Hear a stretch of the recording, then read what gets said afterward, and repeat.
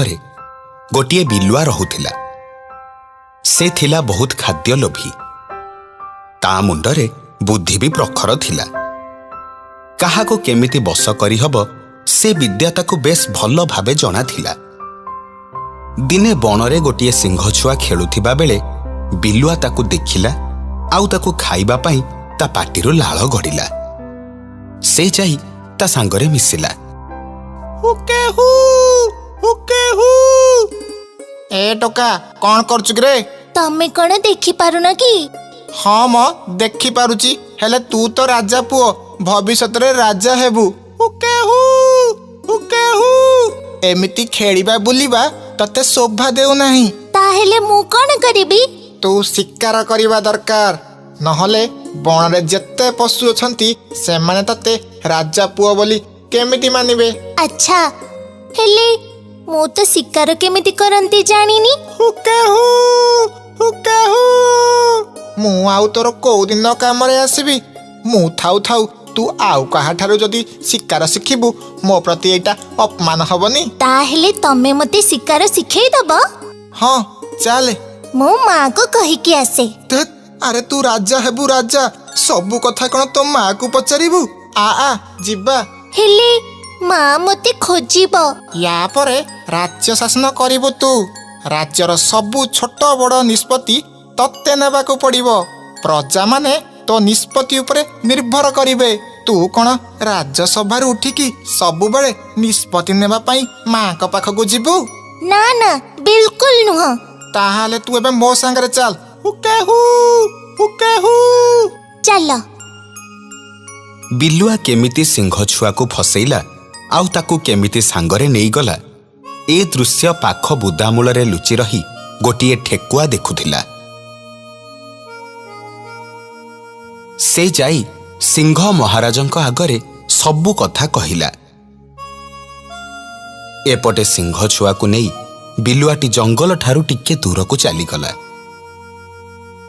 बिलुआटी पूर्व योजना अनुसारे रास्तारे खोली थिबा खाल उपरे गछपत्र पकेई देइथिला।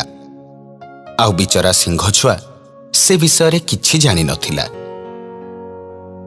सेथिपाई से खालरे गोड़ पकेइबा मात्रे ता गोड़ खसीगला आउ से खाल भितरे पड़ीगला। बिलुआ भाई मु तळे पड़ी गली, मते बंचाओ, उद्धार करो। बोकाटा तू वर्तमान मो पाई खाद्य, मु तते खाइबी। ता माने तमे मते शिकार सिखेबो बोली मिछ कथा कहि एठिके नेई आसीथिलो? मिछ कथा न कहिथिले तू एठिकी आसी थांदु केमिति? तमे विश्वासघातक, तमकु मो मां केबे भी छाड़ीबनी। हे छाड़, मु आग तत्ते खाई सारे, तापरे तो बोपा मां को चिंता करीबी। बिलुआ सीधा सिंह छुआ ऊपर को डेई पड़े आउ ताको जीवनरू मारी दिए। तापरे बिलुआ बण को फेरे, किंतु बण को फेरिबा परे से लुचि रही सिंह महाराजंक गतिविधि उपरे नजर रखे।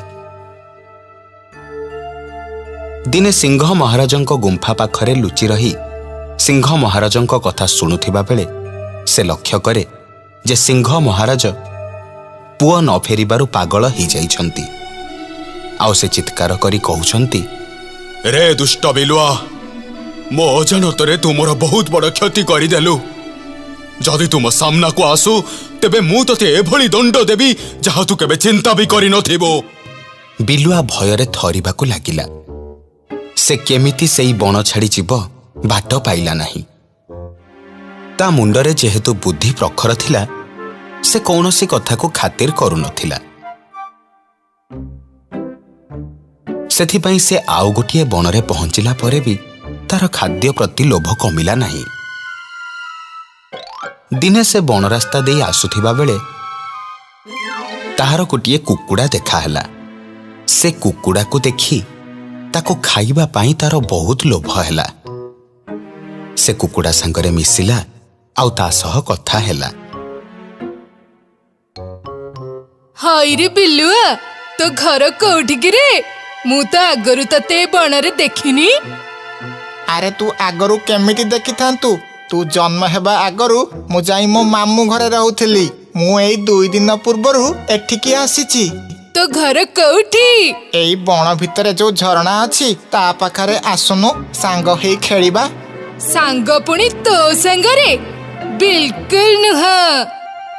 ଗୋଟେ ସାମାନ୍ୟ କୁକୁଡ଼ା ହେଇ ଏତେ ଗର୍ବ ତୋର? ତୋ ବେକକୁ ମୋଡ଼ି ଦେବି ମୁଁ। ମୋ ଥଣ୍ଟ ଦେଖୁଛୁ?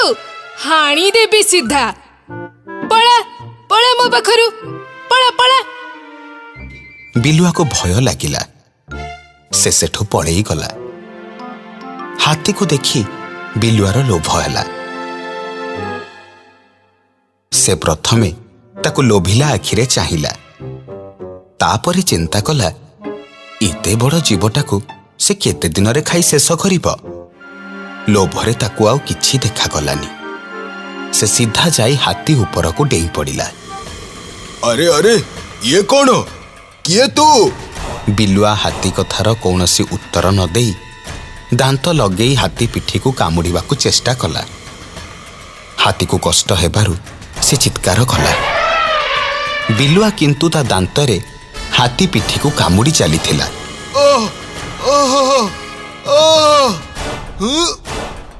ହାତୀ କିଛି ଉପାୟ ନ ପାଇ ନିଜ ଶୁଣ୍ଢ ପଛକୁ ବୁଲାଇଲା ଆଉ ବିଲୁଆକୁ ପିଟି ଦେଲା।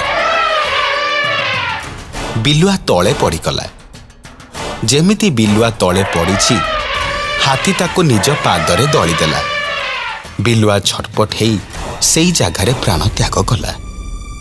ହୁକେ ହୁ, ହୁକେ ହୁ, ହୁକେ ହୁ।